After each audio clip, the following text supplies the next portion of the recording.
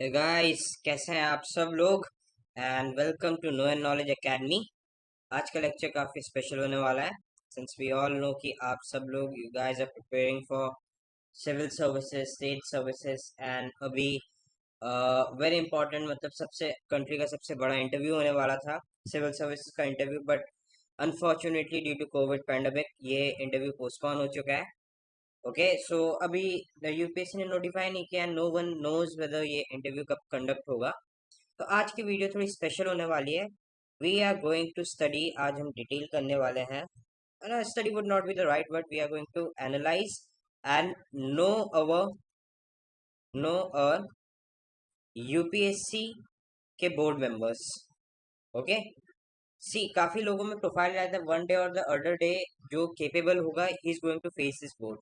सो at least पहले से अगर पता हो कि यहाँ पे कैसे मेंबर्स होते हैं, ठीक है, व्हाट इज द प्रोफाइल, तो आप लोगों को भी एक लगता है कि यार हम इतने बड़े एम्पल स्टेज में जाने वाले हैं, क्लियर, इतने इतने मतलब हाई प्रोफाइल लोगों के सामने बैठ के बात करने वाले हैं, तो ऑब्वियसली हमको भी उस हिसाब से खुद की प्रिपरेशन करनी पड़ेगी, उस हिसाब से खुद की पर्सनैलिटी डेवलप करनी पड़ेगी, माइंडसेट वैसा रखना पड़ेगा, क्लियर। तो बेसिकली हमने देखा है कि जनरली जो यूपीएससी का मतलब जो वो बोर्ड रहता है, ठीक है, पहले सेंटर में एक इतना बड़ा डोम रहता है, डोम से एक पाथवे रहता है, फिर एक ऐसे सेमी सर्कुलर मैनर में हॉल्स रहते हैं। ये बोर्ड में मेंबर 1 2 3 4 5 6 7 ऐसे करके रिस्पेक्टिव बैठे रहते हैं। कैंडिडेट्स लोग यहाँ पे बैठते हैं, ऐसे ऐसे राउंड टेबल्स रहते हैं। एक टेबल में 6 6 कैंडिडेट्स बैठते हैं। एक गाइड आता है, वो टोकन नंबर के साथ लेके जाता जाता है, 1 2 3 4 ऐसे करके रैंडम भेजता रहता है, वहां पे वो वेट करता है, फिर यहाँ से डोर से एंटर करता है। तो इसमें कैसा रहता है कि आप देखेंगे सेंटर, ये तो देखो जस्ट ऐसे ही एक निमोनिक टाइप का बनाया गया है। सेंटर में ही is the chairman, total 5 members रहते हैं, क्लियर, 5 मेंबर्स रहते हैं। जो लेफ्ट कॉर्नर में रहती है, she is always lady and she is the psych. ये आपके पूरा आप किस तरीके से हाथ रखते हो, जैसे मैम ने लेग्स को क्रॉस करके रखा है, सो ऐसे नहीं बैठना रहता नॉर्मल। पूरा बैठने का तरीका आपको प्रॉपरली ट्रेन किया जाता है, कैसे बैठते हो, आप हाथ कैसे रख रहे हो, बोल कैसे रहे हो। ये जो साइक रहेगी यहाँ पे, जो साइक बैठी रहेंगी वो आपको ऑब्जर्व करती रहेगी, ठीक है। तो 4 मेंबर्स यहाँ पे बैठे रहेंगे, चांस पे चांस क्वेश्चन पूछते रहते हैं। तो आज के हम डायरेक्टली मुद्दे पे आते हैं। हम देखते हैं कि बेसिकली इनके मतलब जो मेंबर्स रहते हैं वो किस टाइप के होते हैं। देखो जनरली एक लोगों के दिमाग में कन्वेंशन बना हुआ है, एक धारणा बनी हुई है, प्री डिटरमाइंड एक वो बनी हुई है कि लोगों को लगता है कि यूपीएससी का चेयरमैन होगा या फिर मेंबर होगा तो he would be an IAS. But I will tell you only 50 to 40% IAS होते हैं, बाकी डिफरेंट सर्विसेज होते हैं, और जरूरी नहीं कि civil services. See for example professor, he is a professor P K Joshi, this gentleman, and he is basically a professor, post graduate of university of Kanpur से पोस्ट ग्रेजुएट थे। एंड ये सर्व शिक्षा अभियान के भी फाउंडर फॉर्मर मेंबर रह चुके हैं, के भी मेंबर रह चुके हैं, मिनिस्ट्री ऑफ एजुकेशन वगैरह में भी रह चुके हैं। और पहले ये एमपीपीएससी के चेयरमैन थे, अभी ये रिसेंटली नए चेयरमैन बने हैं, किसके, यूपीएससी के। He is the chairman, clear, he is the chairman of UPSC. Coming to the next person, Bharat Bhushan Vyas, BB Vyas, ठीक है। तो ये एक डिफरेंट बोर्ड के मतलब मेंबर है, बोर्ड के चेयरमैन है। आई एम जस्ट टॉकिंग, देखो अगर जैसे 8 बोर्ड होते हैं तो I would be giving you the information about the profile of all the chairman of the respective boards, clear, ठीक है। रिस्पेक्टिव बोर्ड्स के चेयरमैन के बारे में बात करेंगे हम, पर सबके बारे में बात नहीं करेंगे क्योंकि मेंबर्स तो 40 50 हो जाते हैं। सिर्फ जो यूपीएससी के चेयरमैन और बोर्ड के मेंबर्स के चेयरमैन के बारे में बात करेंगे।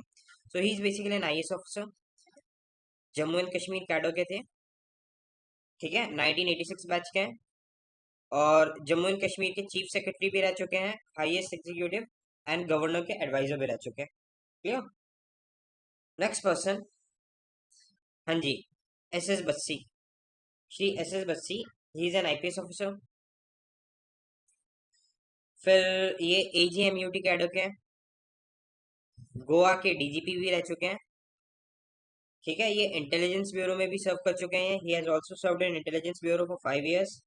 काफी प्रेसिडेंट पुलिस इनको पीपीएम में मिल चुका है। इनकी वाइफ आईआरडीएस ऑफिसर है।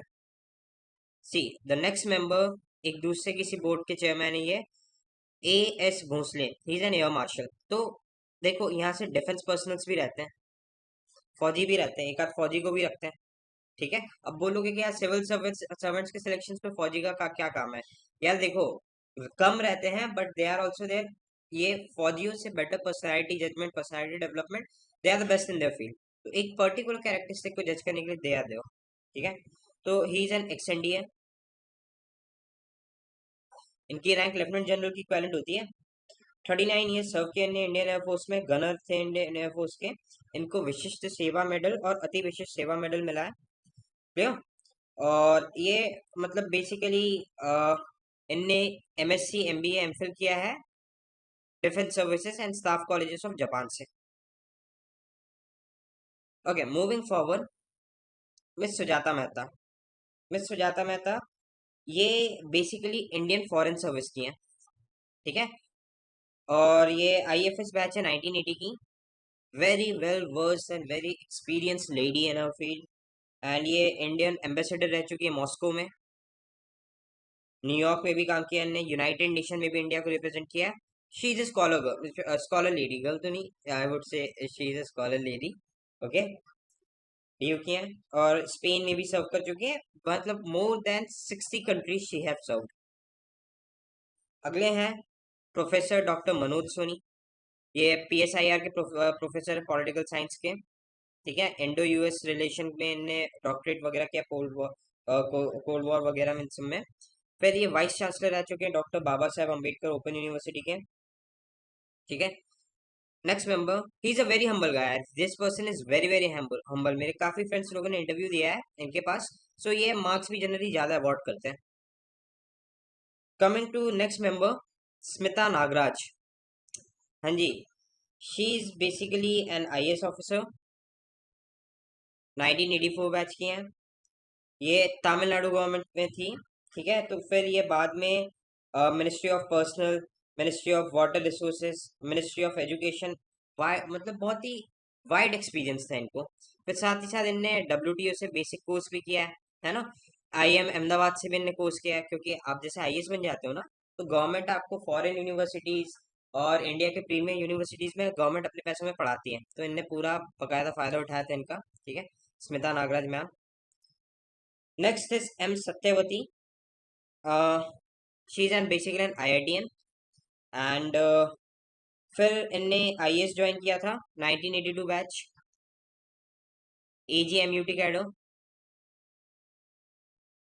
वो मिनिस्ट्री ऑफ कॉमर्स इंडस्ट्री में थी। ये इसरो में भी पोस्टेड थी, controller she was the controller. Ministry of textile, civil aviation, ministry of labour secretary भी रह चुकी हैं। तो एक बहुत ही वाइड एक्सपीरियंस है इनको। एंड पुडुचेरी की चीफ सेक्रेटरी भी रह चुकी हैं। क्लियर?